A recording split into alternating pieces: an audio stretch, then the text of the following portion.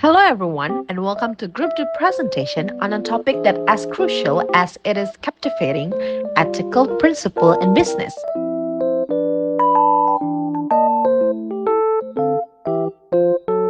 Today, we're diving into the moral compass that guides the corporate world. So, buckle up as we embark on this ethical expedition, where we will navigate to the seas and morality and anchor down to the concept that shape the integrity of business.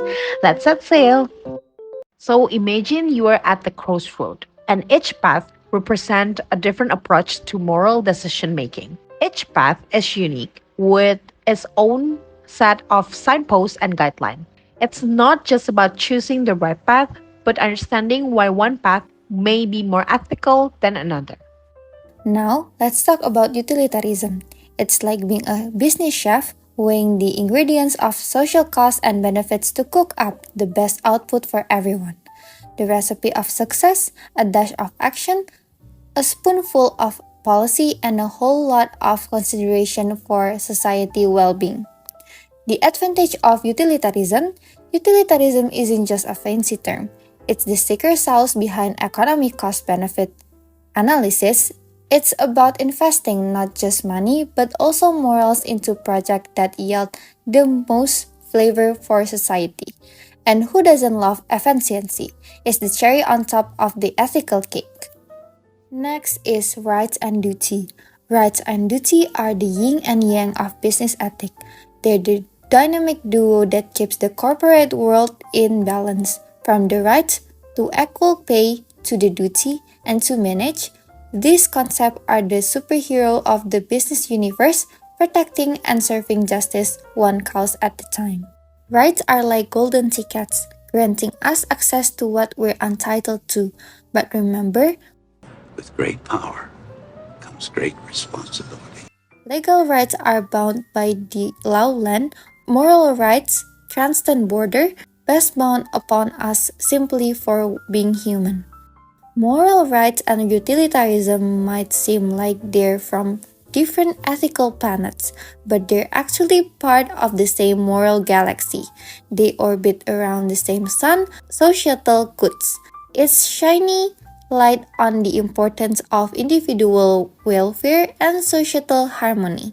Contractual rights are like promise etched in stone, bidding specific individual with duties as strong as steel. These aren't just shake-hand agreement, they're the bedrock of trust in the business landscape. Justice and fairness are the skill that weigh the soul of business. Distributive justice ensures that the scales are balanced. Compensatory justice taps them to rights the wrong, and retributive justice holds the scale barrier accountable. It's a trifecta of ethical equilibrium. An ethic of care is the heart of business ethic. It is about nurturing relationship with compassion and kindness, like a gardener attending to that garden.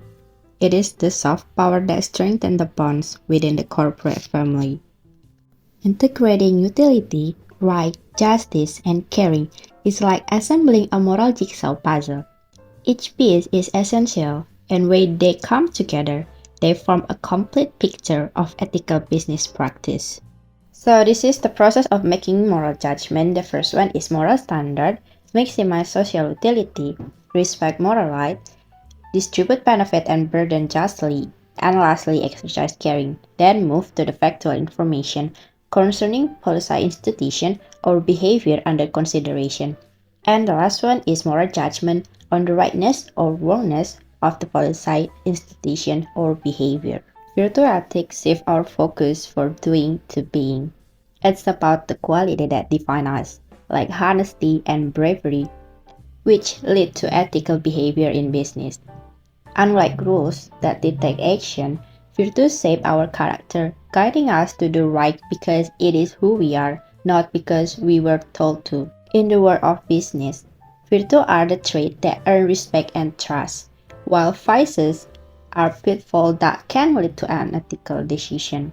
Virtue ethics encourage us to build a strong moral character, to be the kind of person who embodies good value and make ethical choices naturally.